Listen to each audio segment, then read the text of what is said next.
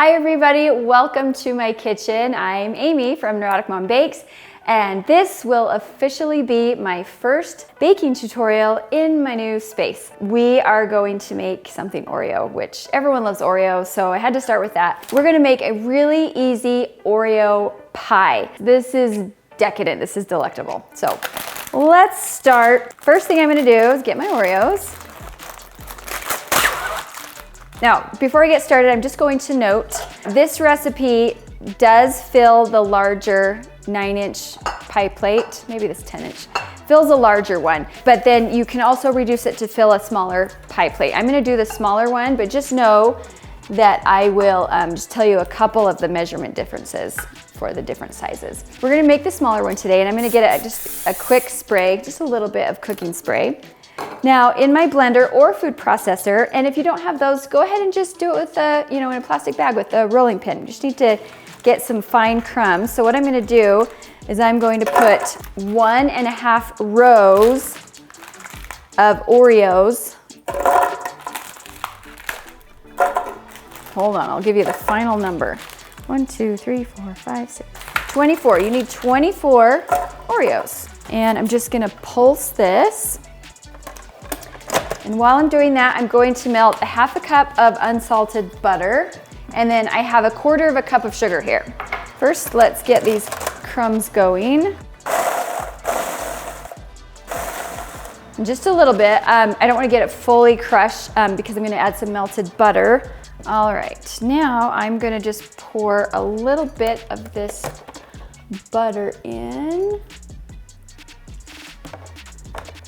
and do some pulses, and just gradually. If you do it all at once, you'll just get like a big lump of Oreos. And like I said, you can totally just do this by hand after crushing your Oreos in a bowl. I might actually pour my sugar in, 1/4 cup of sugar, and I'm just gonna kind of push down the sides.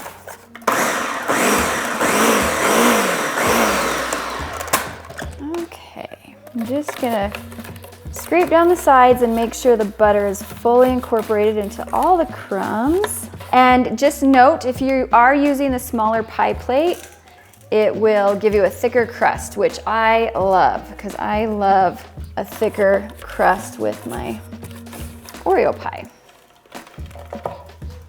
Now, I'm just gonna start spreading this in my pan.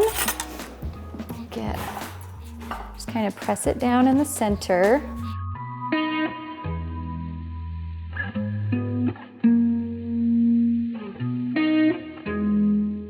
Okay, I'm just gonna get a measuring cup, and just so I can just kind of press it into the corners there. And then just with my fingers, I'm just gonna kind of press it on the sides here. All right, there we go. It's pressed into my pie plate. We're actually going to bake this in a 350-degree oven for just 10 minutes. Okay, for this next part, I just want you to note that if you are doing the smaller pie plate, this is the larger of these instant Jell-O packages, you'll want the smaller one. And then the amount of milk and cream is 1 cup each. So if you're doing the larger pie plate, you're going to want the larger package of the instant chocolate pudding and 1.5 cups each of the cream and the milk. So I know I have the smaller pie plate, but I picked up the wrong one. So I'm gonna make the larger batch and then just save some for another pie, or just to eat, because it's pudding and it's delicious. All right, let's start with 1.5 cups of milk. So we're putting this into a saucepan. And 1.5 cups of cream. And then I'm just going to whisk in my pudding. And I'm going to take this over to the stove top, and all you're going to do is just stir continuously on a medium to medium high heat until it comes to a boil, and then turn the heat off and take it off the heat and let it cool. But you need to stir continuously because that milk and cream just tends to scald really quickly on the bottom. Okay, so I brought this just to a boil, stirring continuously. I keep looking up, I'm supposed to be looking there, because we have a new camera that's going to give overhead shots, which is going to improve the quality of the videos. But I look up there to make sure I'm centered and I'm talking up there. Okay, talk there. I have got my pudding mixture. I brought it just to a boil. I took it immediately off the heat. Now we want to cool it down completely. So I'm just actually gonna take this pan and put it right in my freezer.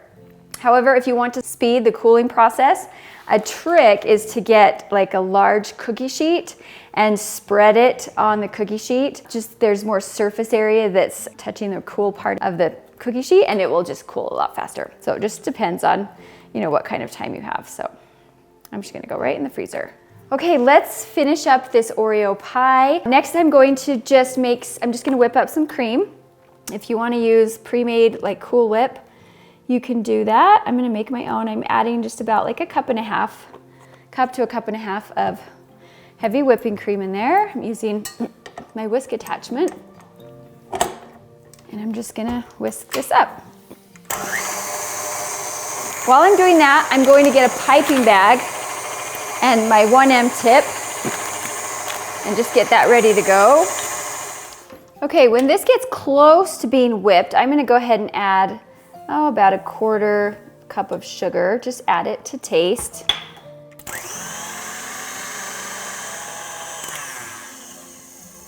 Just gonna give it a perfect.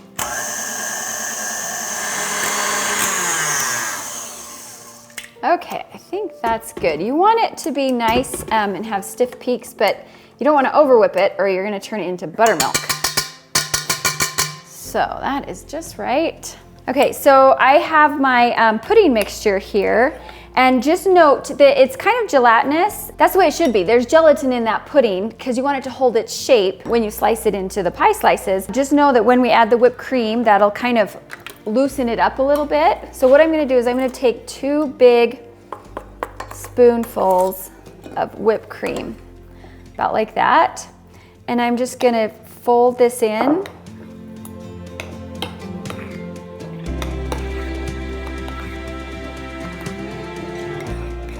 Kind of making like a mousse.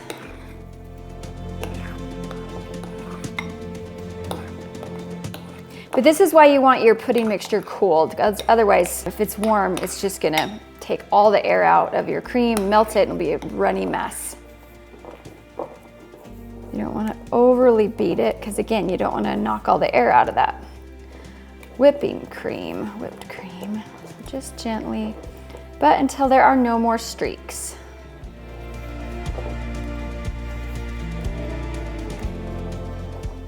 Okay.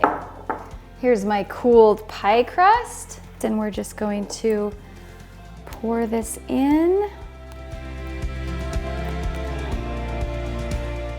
Doesn't that look good? Just gonna spread it out to the edge of the pie, right up to the sides. Okay. Now we get the rest of our whipped cream. And this is not a necessary step. You don't have to pipe it on. You could just get the whipped cream and spread it over the top. And that's great too. I'm just gonna make it a little bit decorative. So I'm gonna get the rest of this. And we're just gonna fill it like I would, like you would a piping bag with buttercream. It's the exact same. Just gonna twist it and hold it at the top. And then on our pie, I'm just gonna pipe little stars just right around the edge. Isn't that pretty?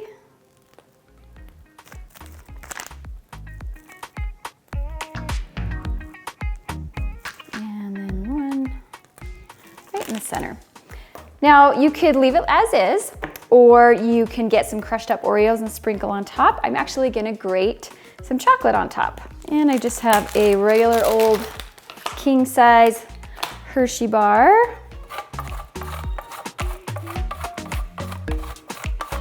Just gonna kind of grate it over the top because I think think it's so pretty. Yay. There we go. Now you'll want to probably let this chill for an hour or two in your fridge just to let the filling set completely. Okay, so here I have a finished pie that's been chilled. Slice this up. And there is our beautiful slice of pie. We're going to have to give this a taste, I think. Oreo anything is just the best, right?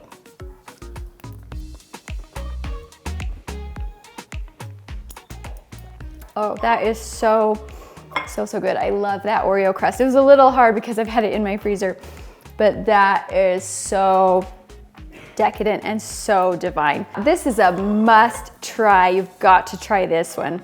Must try recipe. Let me know what you think. Let me know if you like it as much as I do. And if you want to see more recipes like this, please subscribe to my channel and I'll see you next time.